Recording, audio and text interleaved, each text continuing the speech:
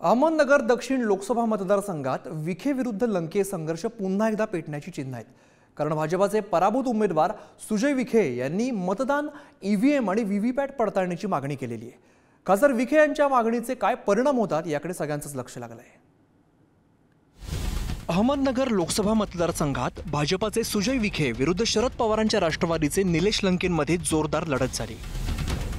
मात्र भाजपाचे पराभूत उमेदवार सुजय विखे पाटलांच्या कार्यकर्त्यांनी निकालाबाबत शंका उपस्थित केली आहे। त्या पार्श्वभूमीवरती 40 केंद्रांवरील ईव्हीएम आणि व्हीव्हीपॅटची पडताळणी करण्याची मागणी निवडणूक आयोगाकडे करण्यात आली आहे। त्यासाठी त्यांनी एकूण 21 लाखांचं शुल्क देखील भरलंय। नेमक्या कोणत्या केंद्रांवर ईव्हीएम आणि व्हीव्हीपॅटची पडताळणीची मागणी केली आहे ते पाहूया। यामध्ये श्रीगोंदात 10, पारनेरमध्ये 10, नगरमध्ये 5, शेवगाव पाथर्डीमध्ये 5, कर्जत जामखेडमध्ये 5, राहुरीमध्ये 5 अशा एकूण 40 केंद्रांवरील ईव्हीएम आणि व्हीव्हीपॅटची पडताळणीची मागणी केली आहे।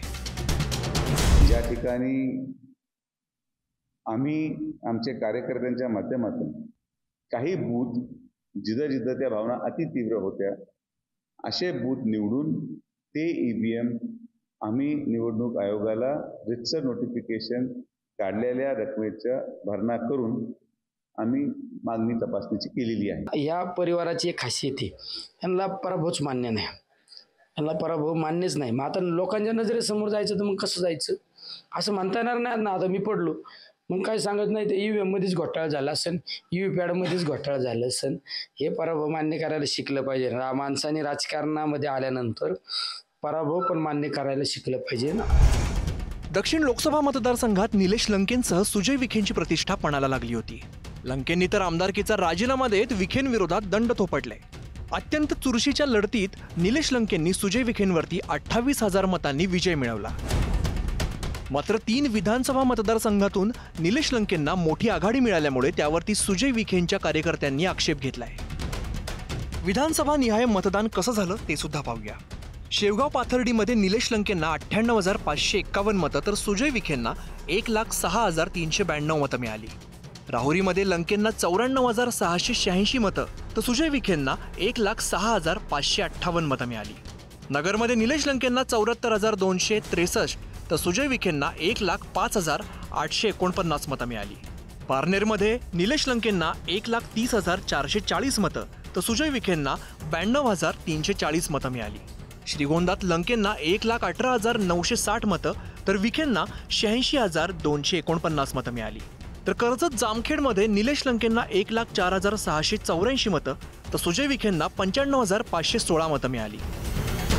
आपला अधिकार आहे उमेदवाराचा, आपापला प्रत्येक विरोधी पक्ष असो की आमचा असो, जर कुणाला वाटतं की शंका तर शंका निरसन करायचे अधिकार सर्वांना आहे। सुजय विखेंनी ईव्हीएमवर संशय घेतला, अर्ज केला आयोगाकडे, काय याचं उत्तर तुम्हाला भारतीय जनता पक्षाला विचारावं लागेल।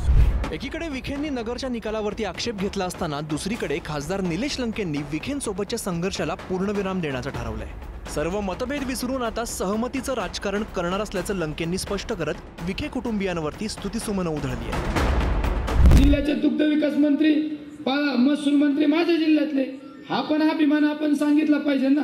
काही एखादा विरोधक आहे मग आपण काय मग त्याच्या विरोधात बोलायचं काय नाही। उद्या माझं एखादं काम असलं, माझं उद्या DPTCचे जिल्हा पालकमंत्री म्हणून राधाकृष्ण विखे साहेब आहेत, मी माझं एखादं काम त्यांच्याकडे जाऊ शकतो, हक्काने म्हणू शकतो साहेब नाही हे काम आहे करायला पाहिजे, करा मदत।